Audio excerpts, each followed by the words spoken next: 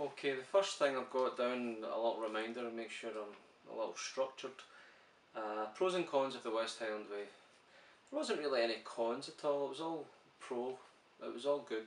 I enjoyed everything about the walk, regardless of ups and downs we'll get to later. I noticed along the way they were upgrading certain parts of the walk, and I think I saw the upgrades round about the Loch Lomond area, and they've got diversion paths round about it, nothing major, just like 100 yards round about little parts of the trail, and I found it, yeah, fine. The directions are the only thing I would say about directions for me personally as a first timer.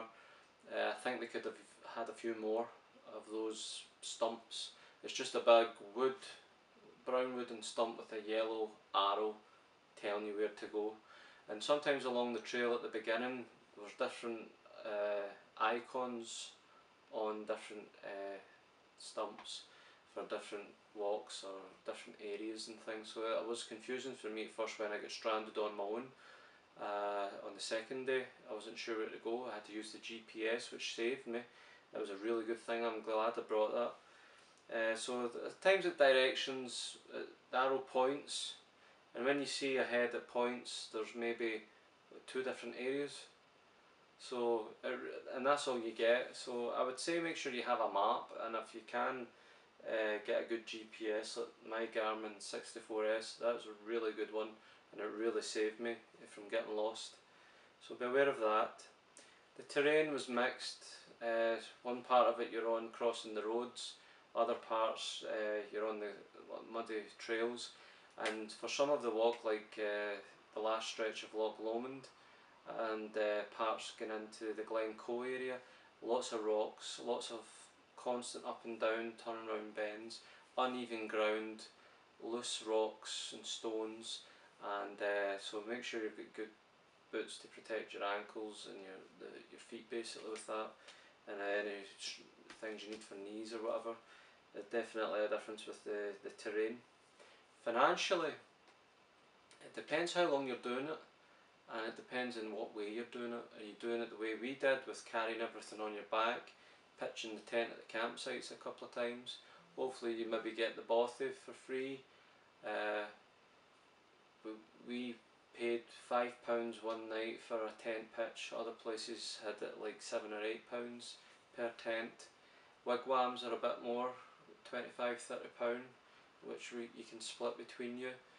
I would say if anything, I was going to actually look and see exactly how much I spent, but I didn't. But I would say you would need at least a couple £100 doing it over like 7 to 10 days as we did, maybe more depending on how much fun you want to have as well, with a few halves. I noticed out of all the places I kind of found, I may be wrong, but I thought the beech tree near the Glengoyne distillery on the first day, I found that to be the most expensive from anything I bought. I got a burger and fries and a pint of Pepsi, and I think it came to like £16 something. And I think if I remember right, most places I had a meal, even up Glencoe and Kinlochleven and things, it was under a tenner for a burger and fries, and they were the same quantity. And obviously it wasn't a fiver for a pint of Pepsi, it was a couple of £. So I found the beech tree a bit more expensive, and that was the first stop we had along the route. So on average you're paying about £10 to £12 for like burgers or macaroni cheese or something like that, you know. So financially I would say make sure you've got a good bit of money if you're planning on buying food like that. I pre-planned thinking I would be okay with some stuff in my food bag. That was okay to fill a space, but most of the time I was eating. And you want to eat a good meal after those hikes anyway, so even if you don't plan it you probably will. Yeah, so hopefully that helps in terms of pros and cons that I've got down. Next thing I've got is people's case about fitness. Now I've lost a couple of stone in weight since last year, and if you look at my very first videos on YouTube from just a year ago, you'll probably notice a difference, and I'm getting more comments this week since people have seen me. I think the walk itself has actually helped me lose a bit more as well. This is actually quite baggy. But I've actually got over 6 inches off my waist, and these jeans I couldn't even pass my hips last year, and now I can have my hand and a fist and move it even along, no problem at all. So I've spent a lot of money in the gear. I actually need to get a new wardrobe for casual wear. But in terms of physical fitness, all I did to get to where I wasn't training specifically for the West Highland Way. It was just a case I went back on a healthy eating plan, and I was at the gym 3 times a week. And most of that was actually body toning with weights. I was getting into a little bit more circuit training, and one day a cardio, and recently I started playing 5-a-side footballs on a Monday evening. Like I say, none of that was to get me fit for the West Highland Way. I always was active all my life, from martial arts to swimming, having a bike all the time, always playing football. But the last few years I let myself go big time, and I did a Monroe last year when I was heavy and I really struggled. The West Highland Way, I did not struggle one bit with physical fitness.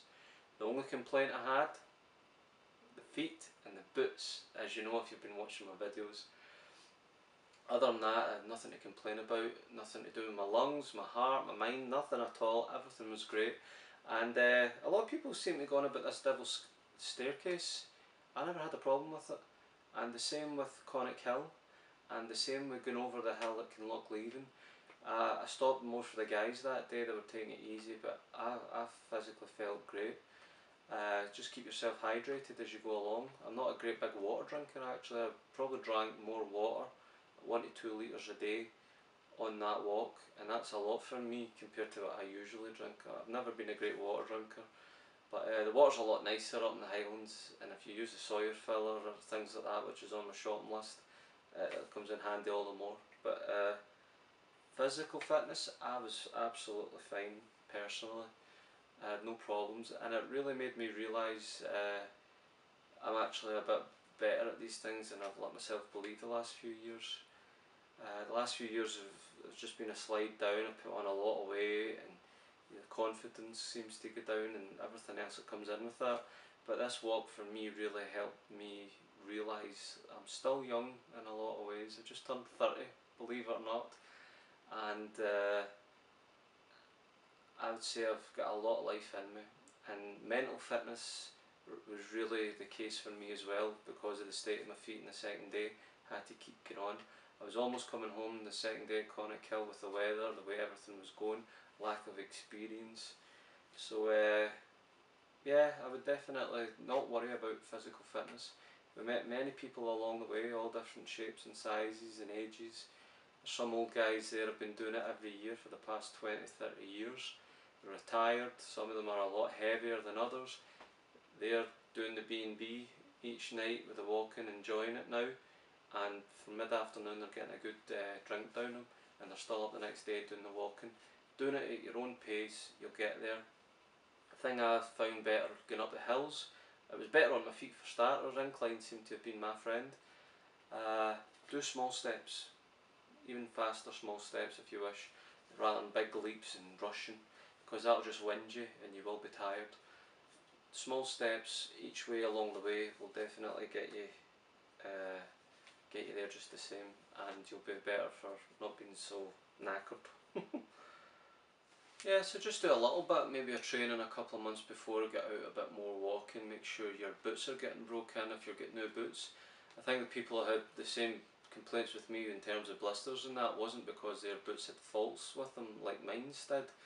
They had new boots, and new boots that are not broken straight into the West Highland Way is not a good idea. So a couple of months before it, more walking, a bit more cardio, running type of thing. Get yourself ready for it, but don't make it this big mental blockage that you have to be super fit. You're not doing SAS selection, and if you're doing it with a group, it's up to you how the group decides. We met a group along the way. It was a group of ladies doing it, and I would say they were in their 40s, 50 years of age onwards. They're going along no bother at all, and their rule was to go as fast as the slowest person. And there is a group, they've got everything booked, they're using the courier service, all the rest of it. They were fine, but I kind of felt when I was with the guys, the group disintegrated to the 3. I was pushing on to keep up with them. That's the way it was. And if anything, that's another thing probably worth pointing out as well. To me, the challenge of I wasn't knowing what I was walking into, not in terms of the walk, but organisation. And once you've got all your gear packed and all the rest of it's one thing, you start on the walk, but when you're coming off a stormy hill, drenched in rain, having to set up the tent and soaking grass, or whatever you're doing, something like that, if that's the way you're doing it, make sure you're effective and organised and disciplined. And one thing I've learned by example of the guys was, as soon as they were there, the tent's pitched up, all the dry bags are out, changing the clothes into clean clothes, having the showers or whatever, taking the old clothes, washing, drying, packing them away, getting it done and dusted straight away. Don't take a break after the walk and go to it an hour later, just get it done. And it's the same when you're up. Again, it's up to you and your situation. I felt my situation along the week, I had to keep it going, because I could easily just kill time and wait an hour or whatever, whereas the guys were more effective. And I became more effective along the way, quickly getting the tent packed up, quickly getting everything organised and packed in the dry bags, in the rucksack, and having the breakfast then, and then going, rather than saying, oh, I'll do it after my breakfast and things. So be effective, be efficient, be organised and get it done. You'll be a lot better, you'll feel mentally a lot more positive if you do it that way. And for a personal challenge, following that example of the guys, that's what evolved for me, and hopefully I'll keep that up. I know what I'm getting into next time. Anytime I do a camp or a walk or whatever, that's the way I'll be from now on. In terms of the people I met on the West Highland Way, plenty Germans, more Germans than Scots probably. I met a big group of Marine cadets from Holland, met a great couple of guys from Israel, met a couple of Spanish, a couple of French, a couple of girls from Belgium, got a good laugh with, and in the last couple of days a small few from Australia and some living in Singapore. I got on great with everyone, new friends met, we've exchanged the Facebooks and emails and whatnot, so great memories made on there. One thing I would say in terms of the people you're meeting, there's a great common like-minded theme of being away and being free. Yes, being free. Computer going. Definitely I've found, I would say, a restoration and faith in humanity has been restored with the people I met. There's no speaking of warfare or political agendas and crime or anything like that. It was a case of people coming together in a civilised manner, happy, joyful and free, and it really did restore a faith in humanity for me, with kindness and lots of laughing. And the people I met along the way were absolutely fantastic. The video I did in my first solo camp last year, I saw every hour on the clock down the local woods. But in the West Highland Way, I'm setting up tent next to people who are doing the same in the middle of nowhere. Never once had a paranoid thought of the people round about me or the people I was speaking with. The people I encountered were absolutely brilliant, and it was a great experience. So never worry about the people you'll find in these places, because they're all great, I found anyway, and it was definitely worthwhile going, even just for that reason. So the only thing I'd like to talk about now, I've got my kit kind of all over the place, ready to get washed and organised back in the cupboard. Things I didn't use, if you watch my kit video you'll already know what I took. I'd point you to that if you get an idea of doing the West Highland Way.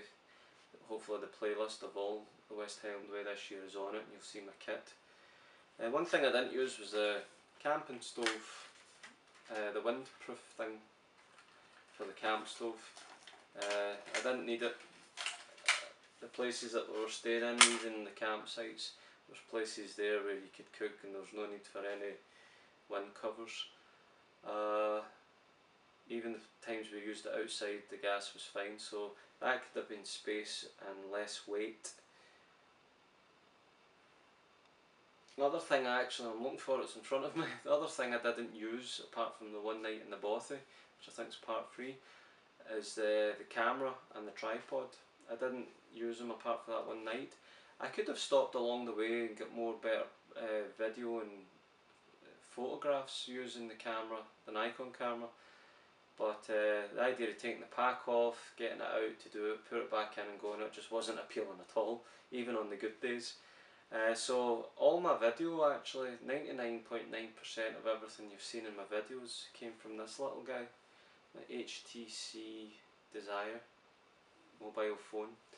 And as much as I like good quality videos and want to do good quality myself, I'm actually really surprised and happy with what it gave me. So I could have probably saved between 2 to 4 pounds in weight, I would say, with the camera and the tripod, as well as the space.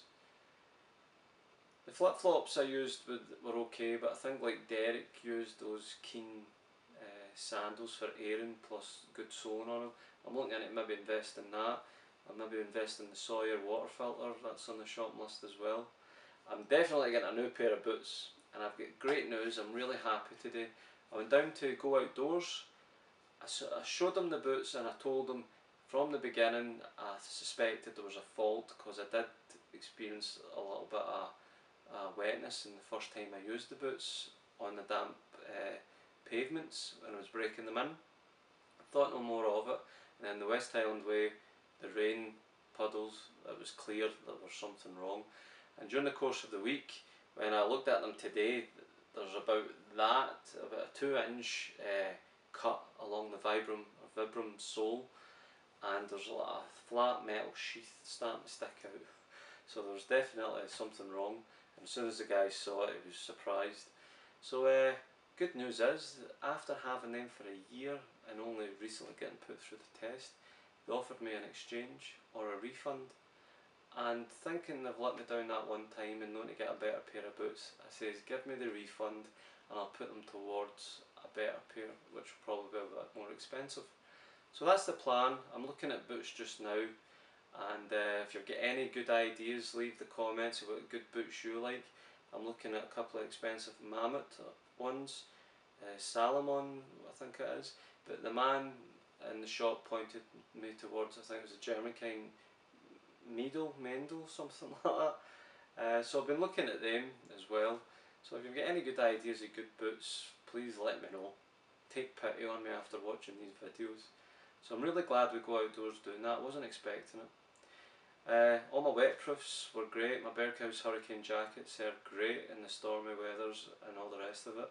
Rab down jacket, night time, you saw me wearing, no complaints.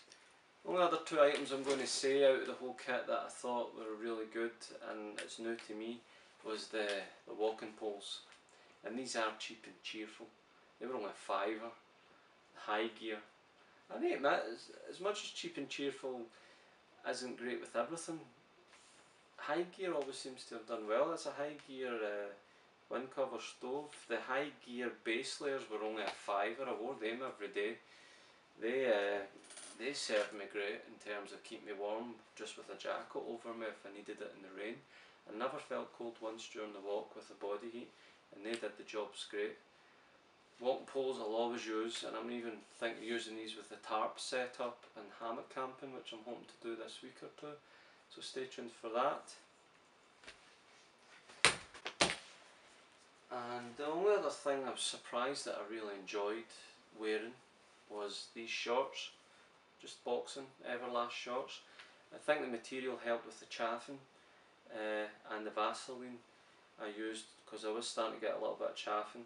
Don't take cotton underwear like regular underwear or socks, because they just keep the cold and the retained sweat and things like that.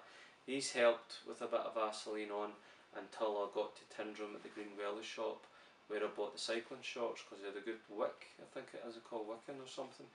The guys advised me to get Under Armour underwear, because it prevents chafing, period. So that's one thing I'll be investing in as well. and the other thing I bought was the Bergus waterproof trousers for £50. I got them in the same day I got the shorts, and I have to say those ones I had at £10 for the suit, the storm suit. It was like in a greenhouse in a sauna suit, and I just tore them off one day when the sun was out, and that was them gone. Waste of time, waste of money, and that wasn't a cheap and cheerful thing, but I'm glad I spent the extra bit in getting the Bergus ones. They were absolutely amazing on, I felt great with them, so I'm glad I bought them along with the shorts, which were there. Chaffing disappeared straight away, so I can only advise you to get something like that. If anything I can advise you buying is make sure you have enough Compeed plasters for blisters, even prevention of blisters, and certainly for treatment of blisters. And the other thing was the assorted sizes of dry bags. You can never have enough dry bags, and you can never have enough Compeed plasters. That's it. Another thing that got through the challenge was the Osprey rucksack waterproof cover.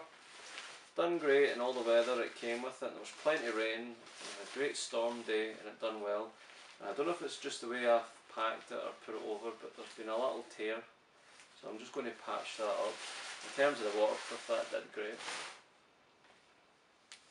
Yeah, so I think if anything I had to cover, that's it covered. Yeah, everything served great for me, apart from the boots. I'm done with the boots. Hopefully the information I've gave to those who are watching this is helpful, especially for first timers like myself.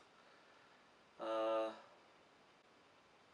just therefore would like to take this opportunity to thank everyone for their support, the positive comments, both on my YouTube channel and on my Facebook page, Prophecy Prepper. So if you're on Facebook, find me on Facebook and like the channel. I'm going to be using it to put all my videos on, and then it'll give me the opportunity to put on photographs, comments, keep people more updated. And I'd like to take the opportunity to thank, as I says, for the comments. A lot of people have been very helpful, very supportive, and when I read the comments of how people are enjoying the videos and they've got information from them, and they've really enjoyed how I've put it together, etc, etc, it really makes me feel good and uplifted, and it motivates me to get back out there and do more. And I put a lot of time and effort into it, and this is a hobby for me. That's all I do is a hobby, and it can be quite time consuming with the editing, and just even to set up the equipment to make the movie and things like that. My imagination's got 1,001 ideas what I want to do, so it's great to see comments like that with support, and just to thank everyone so far who has subscribed, everyone has gave good comments and good advice, and hopefully more videos will be coming soon of hammock camping, and hopefully some more walks and bushcraft. I need to get more into the bushcraft. So yeah, stay tuned, and thank you very much